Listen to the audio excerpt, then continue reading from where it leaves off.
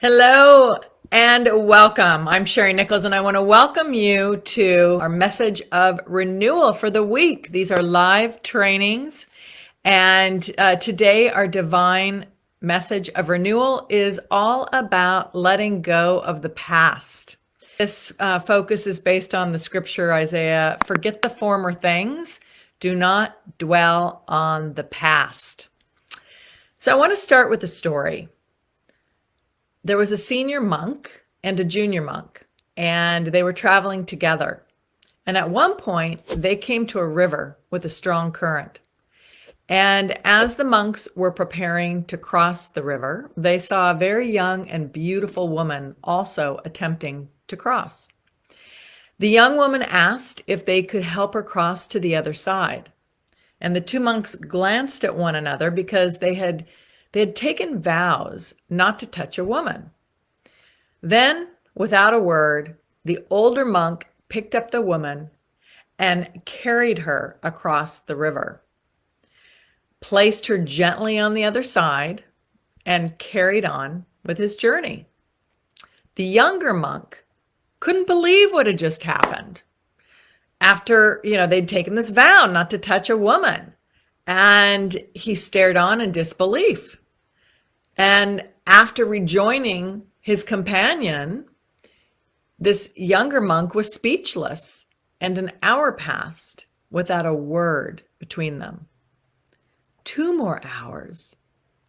Then 3 hours passed, and finally the younger monk could not contain himself any longer, and he blurted out, "As monks, we are not permitted a woman. How could you then carry that woman on your shoulders?" The older monk looked at him and replied, "Brother, I set her down on the other side of the river. Why are you still carrying her?" I love that story because we all go through times in life that lead us to hold on to things that are better left on the other side of the river, don't we? I mean, think about your own life. And yet, even knowing that they're better left on the other side of the river, we still continue to carry them. And when we do that, it only hurts ourselves. So ask yourself right now in this moment, what are you still holding on to that is better left on the other side of the river? Even though it's toxic for us, we have a challenging time. A lot of us, not all of us, but most of us have a challenging time letting it go. And so let's look at why it is so important for us to let things go and to let them, just leave them on the other side, heal them, release them. The main reason is because holding on to the past, it keeps us stuck, right? It keeps us stuck. It keeps us right where we're at. Or worse, it keeps us living in the past, reliving it, focusing and going over the same event or the same situation or the same things that were said to us over and over and over and over and over again, digging a very deep rooted trench in our brain that just has us focusing there even more, even more, even more. And of course, the danger of that is that that's taking us out of the present moment.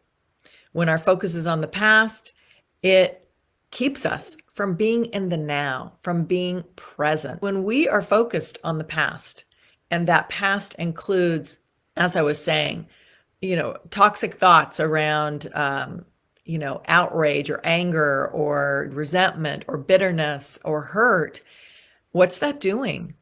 It's closing our heart up. It's absolutely constricting it. It's like, think about a hose that gets kinked up, right? What happens when our heart is constricted and our heart is not releasing the past bitterness and the hurts and all of that is really clogging that openness of your heart, is that it is keeping you from joy, right? It's keeping you from joy and experiencing the love of God, experiencing that love that God is always wanting to express through you. And when we connect with God, it is that expansive love that we feel that is His, that He wants us to feel. But when we are so focused on our hurts and those things that are no longer relevant in our life, then we put a kink in our heart, and it constricts and it closes down, and it keeps us from joy.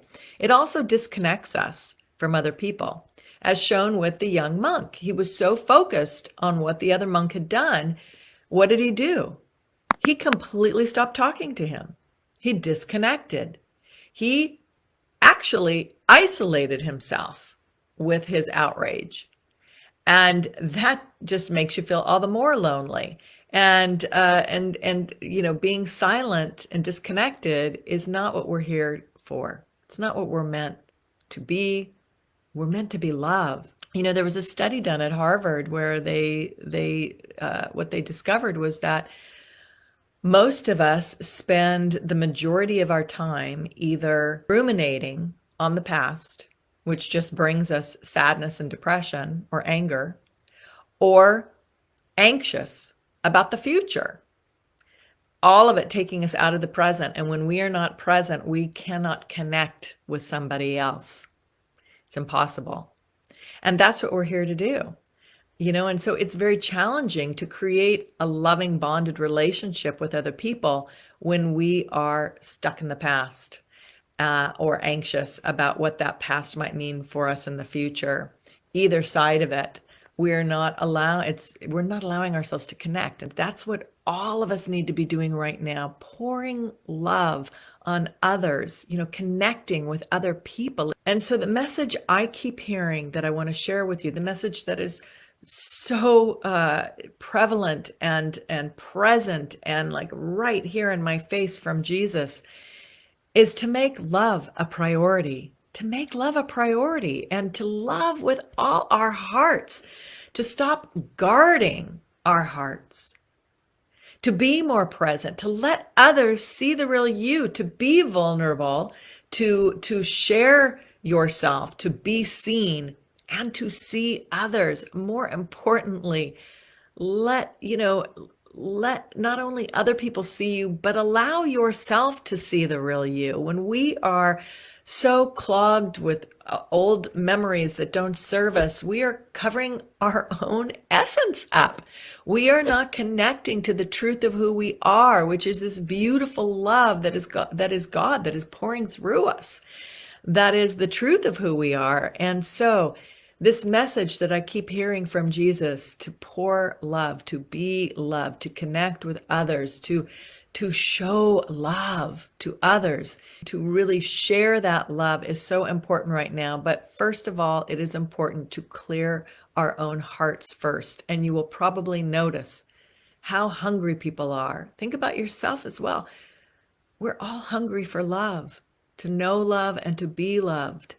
So do what you can from where you're at, because when you feel His love, you become that love, you expand into that love, the kink moves out of the heart, and you feel the flow. And so that beautiful, loving, expansive energy, that when you become and you allow yourself to feel that love and receive that love, it's pouring out of you onto others. And that is the key. And so I want to give you this tool to say to yourself, to engage in that, to get out of the kink. And I want you to say it with me right now. I am worthy of God's love. I am worthy of divine love and grace. I generously fill my cup up first, so that I effortlessly am able to give and receive divine love in all areas of my life. So ask yourself, what are you still holding on to that is better left on the other side of the river? I want you to name it and make the decision right now to let it go. And repeat after me. With God by my side, I fill in the blank with your name, joyfully release the past and expect the best now and in the future. I am love. And I am loved. Therefore, I share my heart generously with others. Now repeat that every day. So thank you so much for being with me today, for joining this divine renewal message of love from God. I'm sending you so much love and huge hugs for a beautiful day. Bye for now.